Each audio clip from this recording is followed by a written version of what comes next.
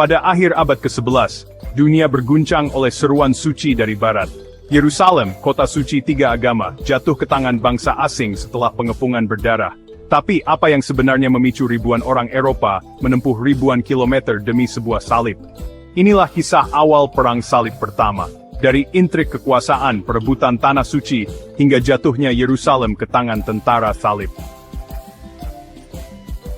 Pada paruh kedua abad ke-11, dunia Islam dan Kristen berada dalam dinamika politik dan spiritual yang sangat kompleks, dan latar belakang meletusnya Perang Salib Pertama tidak dapat dilepaskan dari berbagai kepentingan yang saling bersilangan antara kekuasaan, agama, dan geopolitik.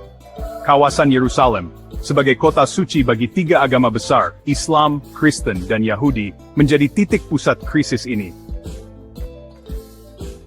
Pada tahun 1071, kemenangan monumental Seljuk atas Bizantium di pertempuran Manzikert menyebabkan Kekaisaran Bizantium kehilangan sebagian besar wilayah Anatolia. Kekalahan ini sangat mengguncang stabilitas Bizantium dan secara drastis memperlemah posisi Kristen Timur, sekaligus membuka pintu bagi imigrasi besar-besaran bangsa Turki ke wilayah Asia Kecil. Di Yerusalem sendiri, kekuasaan Seljuk menyebabkan perubahan dalam tatanan pemerintahan dan memperburuk posisi umat Kristen lokal, serta para peziarah dari Eropa. Meskipun bukti tentang penyiksaan atau larangan menyeluruh terhadap ziarah masih diperdebatkan oleh sejarawan, namun ada peningkatan ketegangan, termasuk dugaan pelecehan terhadap peziarah, pengenaan pajak yang lebih ketat, serta terganggunya jalur ziarah dari Eropa menuju Tanah Suci. Hal ini membentuk persepsi umum di Eropa, bahwa tempat suci mereka telah dihina dan dikotori oleh orang-orang kafir yang kejam. Pada saat yang sama, disinformasi dan hasutan dari para pengkhotbah serta laporan-laporan dramatis dari Timur, menciptakan rasa ketakutan dan kemarahan yang mendalam di kalangan umat Kristen Eropa. Di sisi lain, Kekaisaran Bizantium yang dipimpin oleh Kaisar Alexios I Komnenos melihat ancaman Seljuk bukan hanya dari sisi keagamaan, tapi juga eksistensial. Kehilangan Anatolia berarti kehilangan basis ekonomi dan militer utama Bizantium. Dalam upaya menyelamatkan sisa-sisa kekaisarannya, Alexios mengirim utusan ke barat untuk meminta bantuan militer.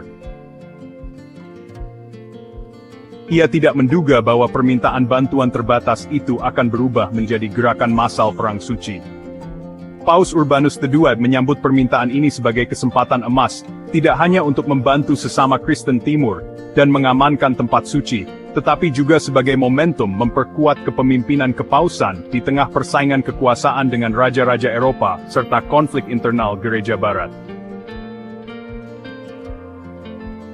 Pada tahun 1095, dalam Konsili Clermont, Paus Urbanus II menyampaikan khotbah yang menjadi titik api kebangkitan semangat Perang Salib. Ia mengutuk tindakan kaum Muslim di Yerusalem dan menyerukan pembebasan tempat suci. Khotbah itu menyentuh urat nadi masyarakat Eropa yang telah lama dicekam ketidakstabilan politik, kelaparan, dan perselisihan internal antar bangsawan. Narasi Perang Suci menjanjikan pengampunan dosa, kehormatan, dan bahkan mesting tanah dan kekayaan. Bukan hanya para ksatria, bahkan rakyat jelata pun terpanggil. Dengan demikian, sebelum satu pun pedang ditarik di Tanah Suci, dunia telah terlebih dahulu diliputi oleh badai ideologis dan retorika spiritual yang merombak tatanan hubungan antara Timur dan Barat.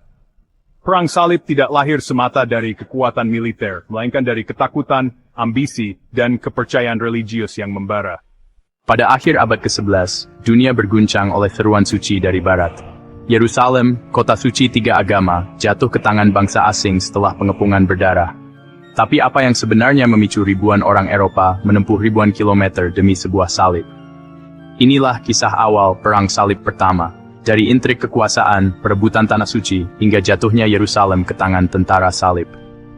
Setelah gelombang pertama Perang Salib yang dikenal sebagai People's Crusade, mengalami kehancuran di tangan pasukan Seljuk di Anatolia, barisan utama tentara salib mulai bergerak lebih terorganisir pada tahun 1096 hingga awal 1097.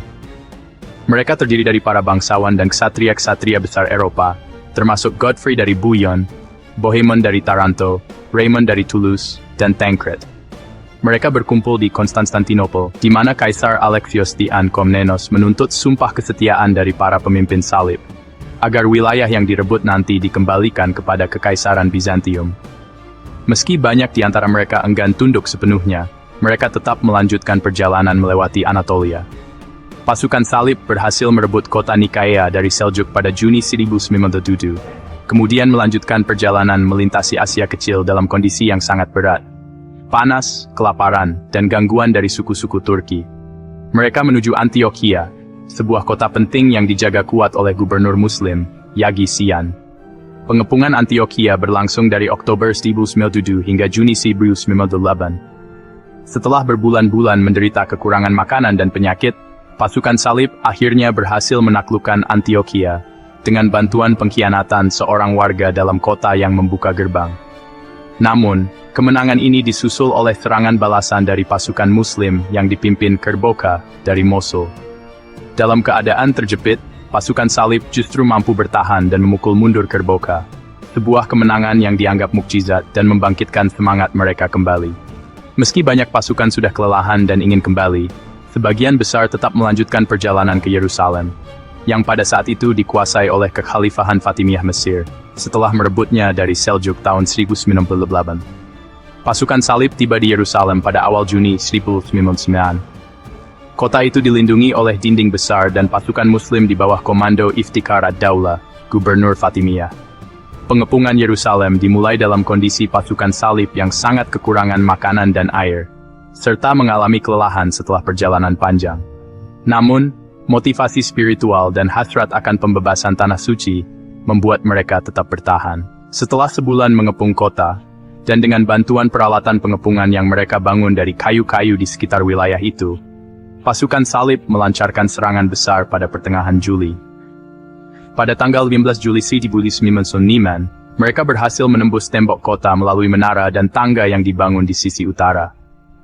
Setelah pertahanan Yerusalem runtuh, pasukan salib masuk ke dalam kota dan melakukan pembantaian massal terhadap penduduk Muslim dan Yahudi. Catatan-catatan sezaman menggambarkan genangan darah di jalan-jalan kota, meskipun ada pula narasi yang dilebih-lebihkan oleh kronik Eropa untuk menekankan kemenangan ilahi. Kemenangan ini menjadi klimaks Perang Salib pertama. Godfrey dari Bouillon dipilih sebagai penguasa, namun menolak gelar raja, dan lebih memilih menyebut dirinya Advocatus Sancti Sepulchri, pelindung makam suci. Yerusalem kini berada di tangan umat Kristen Latin, dan berdirilah Kerajaan Yerusalem, yang kelak diperluas dan diperkuat. Namun penaklukan ini juga menjadi awal dari konfrontasi panjang, yang akan berlangsung berabad-abad. Dunia Islam mulai bersatu kembali untuk merebut kota suci tersebut. Dan benih dendam yang ditanam dari pembantaian Yerusalem, kelak membakar semangat tokoh-tokoh seperti Imad ad-Din Zengi, Nuruddin Mahmud, dan Salahuddin al-Ayyubi dalam Perang Salib berikutnya.